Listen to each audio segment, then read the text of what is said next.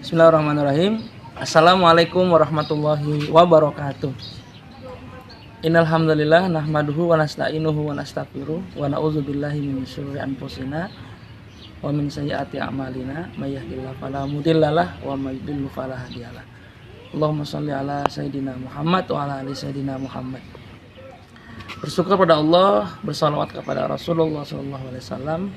Alhamdulillah kita masih berada di bulan suci Ramadan, bulan yang Allah muliakan. Anak-anakku sekalian, ada sebuah kisah sahabat Nabi yang mulia yang bernama Abu Dujana. Di satu waktu Abu Dujana ini dia sering sholat subuh berjamaah bersama Rasulullah dan para sahabat. Kemudian ada hal yang cukup menarik perhatian pada saat itu, di mana Abu Dujana ini dia cepat-cepat bergegas untuk pulang ke rumah. Ya, jadi tidak sempat mungkin wiridan atau baca doa. Ya, dia setelah sholat subuh bergegas untuk pulang ke rumah. Itu menjadikan orang-orang di sekelilingnya termasuk Rasulullah SAW dan sahabat Abu Bakar itu bertanya-tanya. Makanya dalam satu kesempatan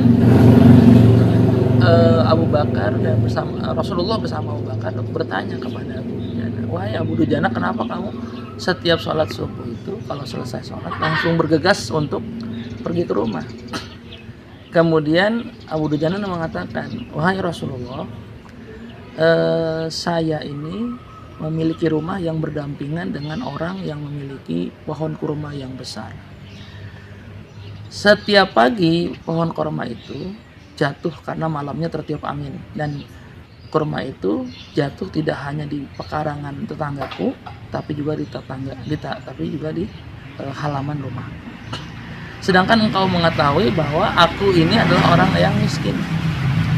Aku khawatir kalau anakku nanti bangun, dia mengambil kurma dari halaman rumahku, kemudian dia makan. Padahal itu bukan miliknya. Pernah aku dapati anakku berbuat seperti itu, kemudian aku coba untuk mengeluarkan si kurma itu dari mulutnya. Sambil aku mengatakan, jangan malukan bapakmu nanti di akhirat karena memakan makanan yang bukan miliknya. Nah, setelah itu mendengar cerita itu, kemudian Sayyidina Abu Bakar itu menuju rumah tetangganya Abu Dujana untuk membeli. Pertama Rasulullah menawarkan agar si pohon kurma itu diberikan kepada Abu Dujana, kemudian dia diganjar dengan pahala yang besar, tapi dia nggak mau. Akhirnya Abu Bakar kemudian membeli pohon kurma itu dengan kurma-kurma terbaik, sehingga pohon kurma itu sekarang sudah menjadi milik dari Abu Dujana. Tetapi masalahnya adalah si pohon kurma itu masih berada di depan rumah tetangganya Abu Dujana. Mana mungkin si pohon kurma itu dicabut kemudian dipindah ke halaman. Tetapi ini mujizat dari Allah Subhanahu wa taala. Selang satu malam seketika sudah dijual, atas izin Allah Subhanahu wa taala, pohon kurma itu berpindah ke depan rumah Abu Dujana. Ya, itu merupakan mukjizat dari Allah Subhanahu wa taala. Apa hikmah dari kisah ini? Kisah ini memberikan pesan bagi kita bahwa kita harus berhati-hati terhadap perkara-perkara yang haram. Ya, terutama masalah harta, dalam hal ini makanan dan sebagainya.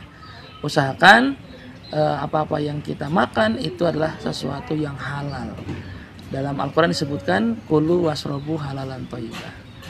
Nah, semoga bulan Ramadan ini menjadikan kita orang-orang yang senantiasa berhati-hati dalam melakukan segala sesuatu, terutama ya dalam masalah perkara makan, minum, harta dan sebagainya, agar kita pastikan itu adalah sesuatu yang halal dan insya Allah akan menjadi berkah bagi kita semua.